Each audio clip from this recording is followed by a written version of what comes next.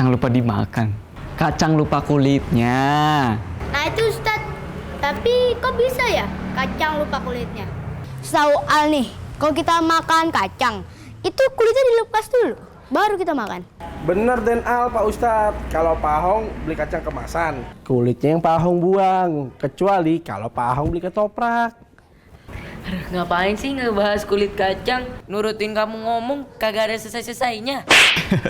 Nah ini yang bikin saya jadi kangen terus sama kalian berdua. Ya supaya Ustadz bisa main ke rumah kita terus. Ya. Jadi gini Kai, Al, dan Pak Hong. Kita itu tidak akan pernah bisa mengendalikan apa yang kita inginkan dari orang lain. Karena setiap orang itu pemikirannya berbeda-beda. Intinya, kita tetap berbuat baik. Karena setiap kita berbuat baik, itu akan jadi tabungan kita ke Allah. Jadi suatu saat nanti kalau misal kita dilanda masalah, tabungan kita bakal dikeluarkan oleh Allah. Karena pertolongan Allah itu tidak akan pernah mengecewakan kita. Iya Ustaz, kalau dipikir-pikir hidup ini kan udah diatur. Bener Den, seperti pertemuan Pak Ahong dengan keluarga ini pasti sudah diatur.